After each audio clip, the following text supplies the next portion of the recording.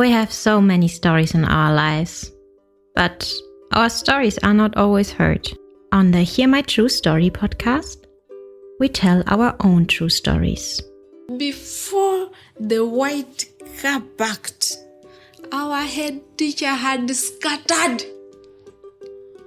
Looking at him, I could only see his tie that was flying backwards, waving at us, and he disappeared in thin air. I want to share my life story. I want to share my voice with the people because I know that just a small joke I can tell through this podcast, it will make someone smile. When you ask me what I fear most in life, I would definitely respond to you and say it's fear itself. We are fighting for togetherness. We are fighting for equal rights. We are fighting to end injustice. You don't have to be a storyteller or writer because, guess what? Life writes the best stories. Hear my true story. This is your favorite time of the week with your number one podcast. Hear my true story.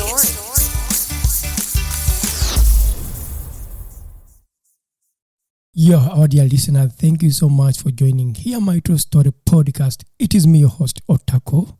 Are you interested in international arts networks? Or are you interested in joining international arts organizations? Or maybe would you like to learn from other people in international arts organizations? Well, on this episode, we get a chance to listen from experiences and stories of one of the members of an international arts organization. The organization is called Young Idea, an international network of artists and theater educators. You need to stay on this episode and get to know more about what they do and how they organize these networks and how they organize these international worldwide meetings and what someone can benefit from being part of such a wonderful arts network. And I just request you to stay on the podcast and you'll get to know more. Who do we have this week for our podcast? This week's special guest on your favorite podcast. Hear my true story. And I'd like to ask our guest, a wonderful guest, please, could you maybe introduce yourself to our listeners? Yes. Hello. My name is Kathi, and I am a theater pedagogue, and I live in Berlin. And I'm currently involved in an international organization which is called IDEA, International Drama and Education Association. And together with my colleague, we are co-directing parts of the organization, the Young Idea. It's called Young Idea. It's the youth part of IDEA. Wow. So thank you so much for that detailed introduction. I mean, I'm just going to ask you something simple, yeah? I mean, your personal story, why did you choose to become a theater pedagogue? I mean, why did you choose to do theater as a person? What is the story behind that? I think it's a story with a long journey. So I tried out many different ways, or I tried out many different things before actually arriving to theater. And theater was something that I discovered some years ago after searching a lot about the purpose of my life. And I was always searching for ways to be able to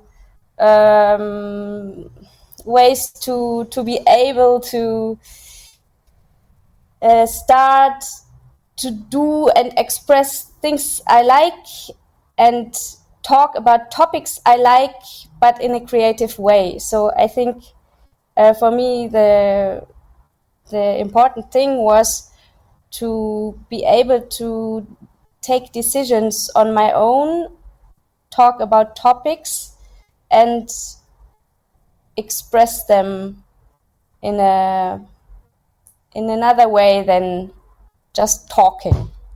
You said you're a director of Young Idea. Yeah.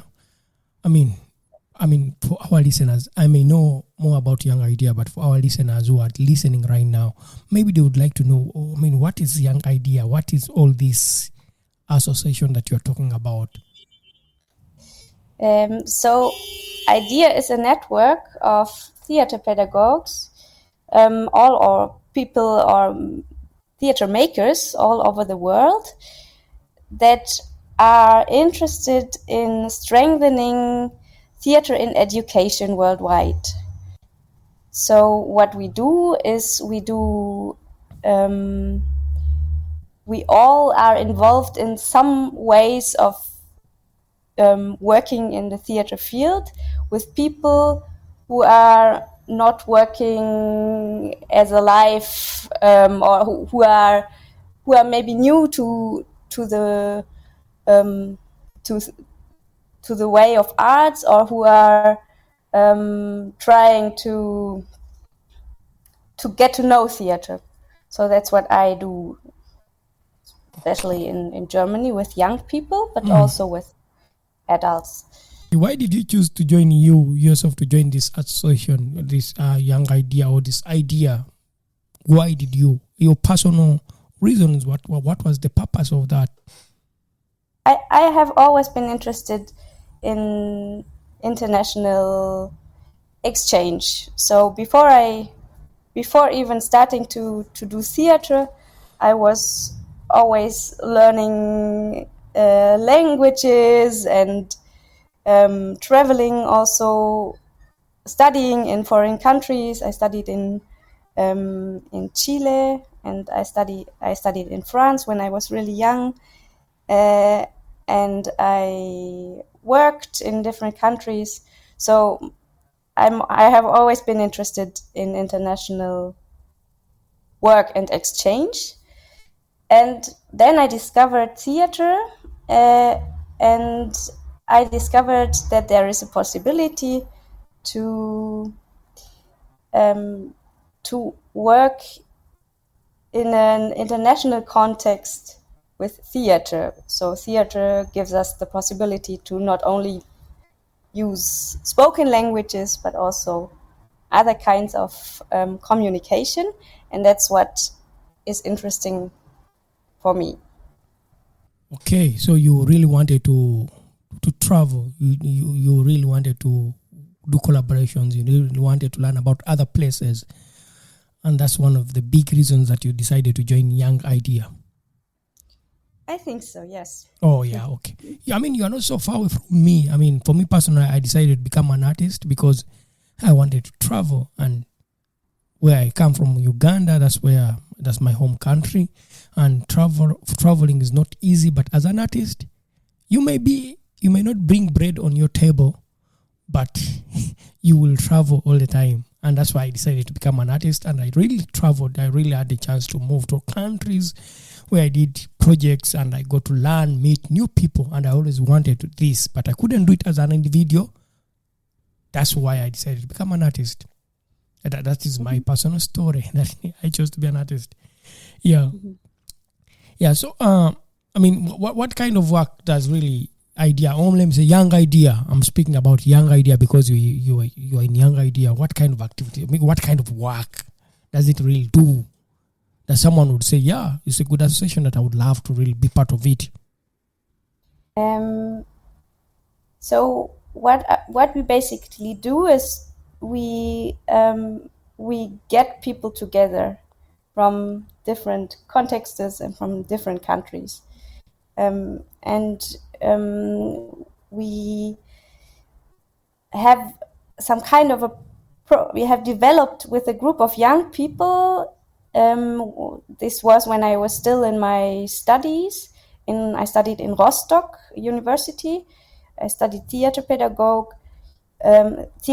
pedagogy, and this is where we first started to think about what kind of exchange would we like to have during an international exchange in the frame of idea. So the group of young people developed in 2017 some program ideas. And this is what we build up on those ideas since 2018, I have to correct myself. We build up on those ideas, and the ideas that were developed were that we would really like to do peer-to-peer workshops, learn from each other. We were a group of students of theater pedagogy, and we met with students from universities, for example, of Amsterdam, and of artists in Brazil. And we could already show something that we do to each other and show new techniques and methods to each other. And this gives us always a lot of new ideas and inspiration and input, and we really love to learn from each other. So this is one part of the exchange we do, or the exchange programs we do. And then,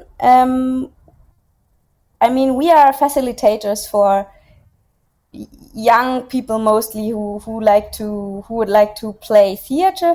But what the things that we miss sometimes is that we miss sometimes to also play and to also be part of a theater project. So another interesting or another input we give in those meetings is to play together and to create maybe a small performance during the meetings we do.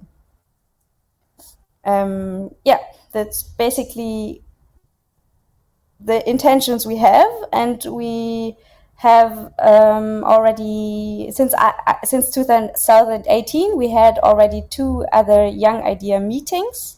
One took place in Lomé in Togo in 2020, just before the pandemic really started in the world. And the second meeting we did was in 2022 in Iceland. In Iceland. So in those 2 meetings, we gave each other peer-to-peer workshops. In Lomé, we also created workshops for schools. So we also like to connect to the place where we are and try to give something of this big treasure we have as a big international group to the place where we meet. So there we created together with an international group many workshops that we gave together in the schools. And maybe I just say there's a small publication of the work we did over there. It just was printed. It was printed in Uganda. Okay. And yes, and we in this publication you can see all the workshops we did, the reflections we did on our work, also in terms of in different terms. For example, in terms of the question of colonialism and the question of colonialism in connection to international work, which is also, of course, always part of the work that you do. Yeah, the reflection on this is always part of any international, or should always be part of any international work, I think. Okay. Yeah, I mean, we shall come on that question later in the conversation. Yeah. And for the listeners who are listening right now, This is so interesting, and I would like to ask another question to our dear guest. I mean, what countries are you like mainly? I mean, how many countries are part of this association? Or which continents can someone find the Young Idea? So at the moment, Young Idea has been organized mainly by people of Europe. The reason for that is that the last Young Idea directors were from Germany. So the first meeting took place in Germany, and there we had a meeting with an international group from Brazil, from the Netherlands, from France. I'm from Iceland also, and those people met over there, and out of this group, the group of organizers of the next Young Idea meetings that are called Young Idea Labs was born. And that's why the group at the moment is strongly European. But we also have participants and co-organizers from Lomé, because the last meeting took place in Lomé, in Togo. And we have had also participants from China, from the Philippines. We have strong connection to people from North America now, and we had participants from, or we had also people who would have liked to meet us, but as the traveling is always a really expensive thing, it was not possible to travel for everyone. So we had people from Tunisia and people from Peru and so on who would have liked to travel to meet us, and we are still in contact and trying to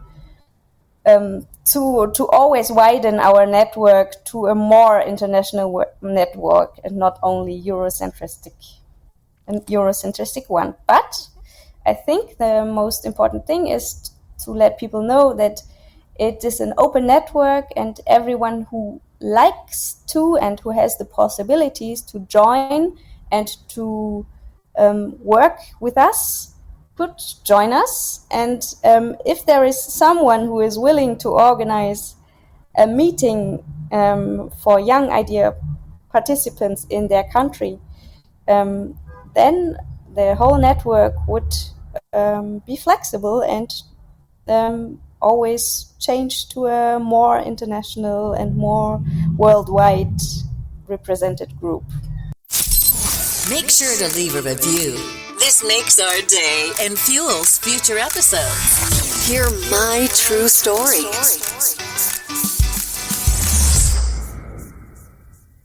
Okay, yeah, you mentioned about someone joining and being organizing the network meeting in their country. That brings another question from me. How does a person become a member, or maybe how does an organization become a member of Young Idea? So IDEA is an international, IDEA is the mother organization, and to be part of IDEA, you always need to be an official member and also paying a membership fee. But Young Idea is especially like the sub-organization for young people, and we don't expect people to pay any fee if they are willing to be part of organizing and work with us. So anyone who is working in the field of theater since not a long time, since maybe 3, 4, 5 years, and wants to connect with people from all over the world who do the same work or similar work, could join and could join us and like connect to us, and then we would inform anyone who wants to be part of another meeting. Okay. So, how do I benefit if I become a member? I mean, most of the time, that's what I ask myself before I join any other association. How do I benefit? What have you benefited, you as an individual, since you're already a member and you are the kind of like the president for Young Idea, or am I wrong about that? I'm working together with the director of Young Idea, and we are sharing a co-directorship. Okay, co-directorship. Okay, good.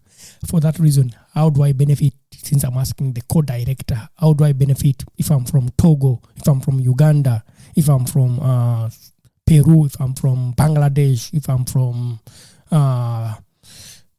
some other part of Asia? Yeah.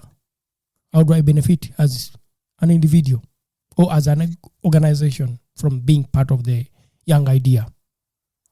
I think it depends, and it's also a really individual question. So for me personally, the benefit of the last meeting in Iceland was that me, and I think also most people who were there, or maybe all of them, you have to ask them, we benefited in being together and inspiring ourselves in the group. And also we benefited in strengthening our opinions in a big international network by showing performance in the Congress of Idea in Iceland.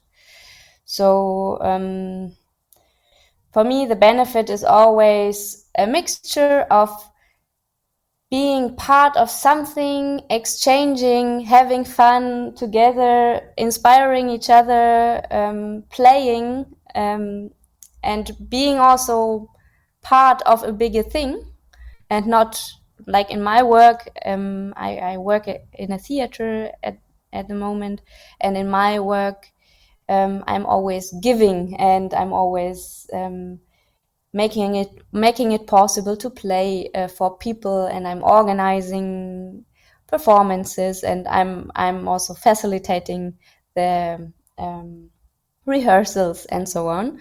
And in this case, I was just part of something, and I was able to also play, and I was able to learn from other people. So this is my personal benefit.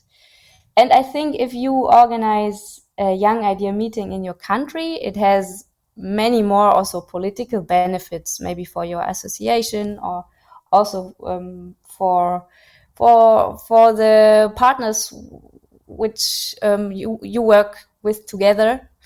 So, for example, if you host a Young Idea meeting, and then there are maybe 15 or 20 people from different countries all over the world coming to your place, and maybe giving workshops, or developing a school workshop, or showing a performance in your place, this could give you and your your community also a big benefit.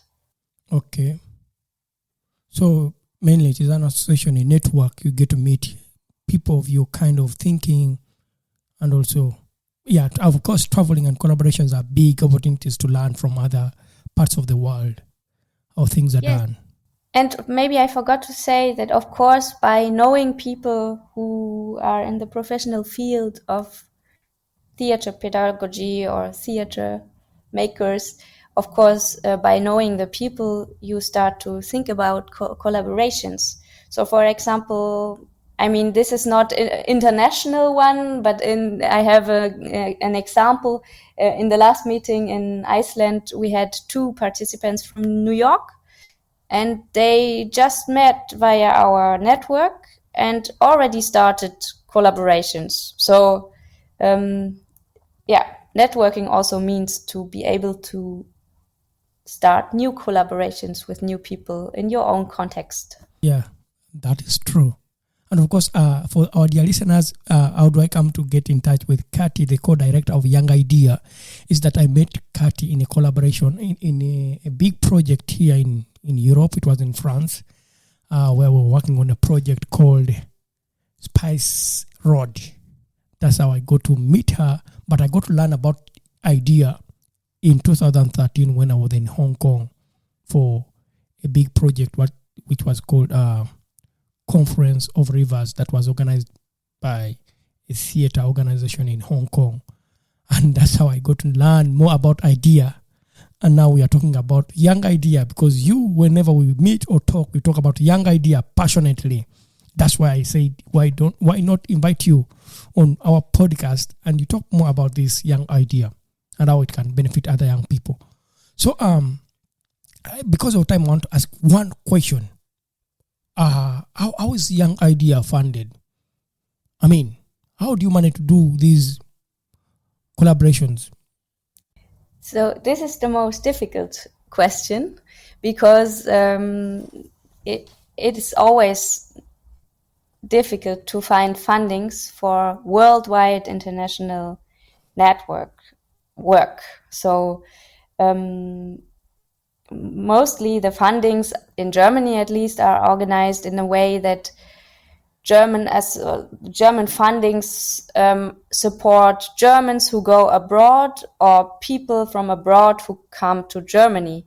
But if you have an international meeting somewhere with people from all different countries, then it's not easy to find fundings.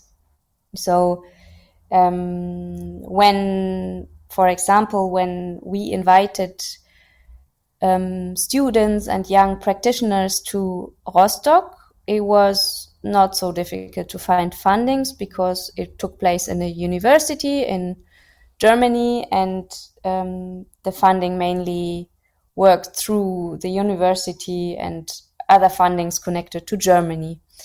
When we did our meeting in Lomé in Togo, it was a much more difficult topic because we could not find so much German money for an international meeting in Togo. And we had some support from BVTS, from the young theater work organizations in Germany. We had support for German students traveling to Togo, and we tried to get support from the Goethe Institute, but this, for example, didn't work out. So it was, in this case, really difficult to find fundings. And also the university in Lomé, of course, they funded the rooms over there, and they supported us with mainly with organizational work, but also could not provide too many fundings for this meeting. And in Iceland, the head organization of theater pedagogy in Iceland, which is called FLIS, they organized the rooms and staying for us. But we also got a big support from IDEA itself, even though IDEA is not an organization that has normally big fundings for the meetings of Young Idea. So if we also tried always to do crowdfunding, but that is of course also a big work to do. And if anyone has better ideas to fund international meetings, please contact us. We would be so happy. Okay. Oh, definitely, dear listeners, we shall put the information about Young Idea in this episode. and you'll just find it in the description of the episode, and you can reach to Young Idea, or you can reach to the Idea to get more information about them. You can also read on their website, which is also going to be in the description of this podcast.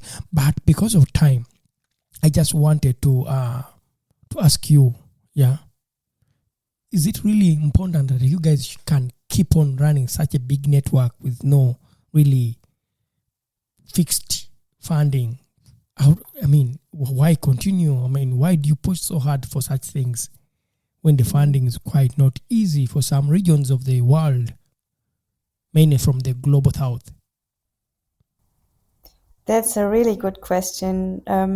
So the question is mainly, is it worth it to do international collaborations and meetings even though it's not funded? Is it right? Yeah. I think, this is a question that maybe everyone has to ask themselves. We mainly work in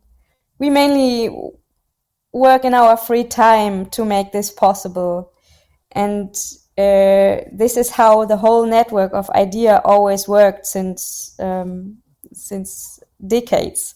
So this would be maybe also a question for the funders of IDEA, if they or what are the benefits they took all those years from this work.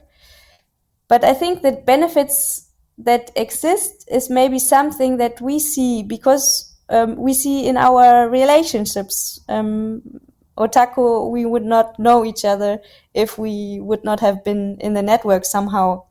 Yeah. We would not have done this really beautiful Spice Road project together if we wouldn't have known each other. We would not have traveled to Iceland, Lomé and Rostock and Hong Kong all those years if we wouldn't have been in the network and someone wouldn't have given their free time to organize it.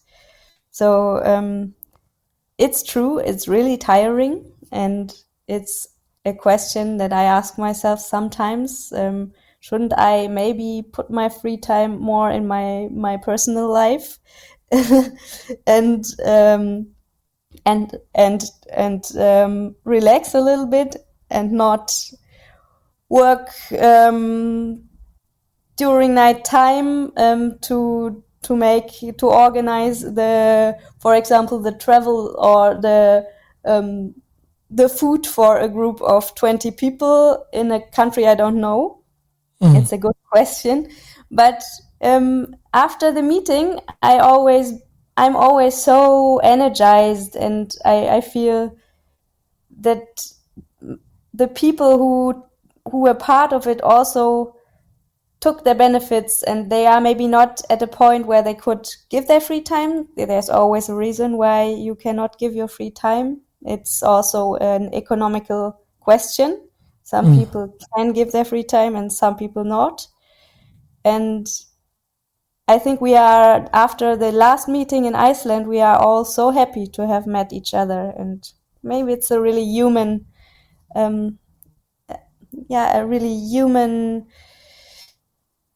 experience and benefit we took out of this also. Okay. You have really answered me very well about that. Is that the benefits that someone ends up receiving at the end of the network meeting or of the conference that makes them to push more and more? Yeah, and that's the purpose of the network. Yeah, for our dear listeners, I think we shall not continue beyond here for this first session of our conversation with Kathi. And maybe, Kathi, if you would like to say maybe bye for now, because we shall have you again in the next episode. Talk more about the other details. How is it being played in terms of the political side of this Global North and Global South? Because you talked about having conferences in Europe easier than having conferences in the Global South. Traveling, how it is easier for someone from the Global North to travel to the Global South than how someone comes from the Global South to travel to the Global North. So in our next episode, we shall be talking more deep into this political side of it. I think it's a good idea. It's a really interesting question, and I would love to talk about this topic with you. Okay, good then. Our dear listeners, I think you can join us in the next episode as we continue the conversation. For now, I'll say bye. Would you like to say bye for now? Yes, goodbye. It was so nice to meet you, Otako. Thank you so much. We not only have voices for a podcast, but also faces for YouTube. Don't miss your next episode. Hear my true story.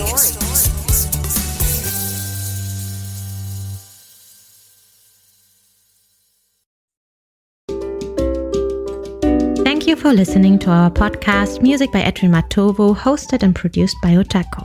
Subscribe to our podcast for more stories and visit us on our website, hearmytruestory.com, for more stories. All the links are listed in the show notes of this podcast.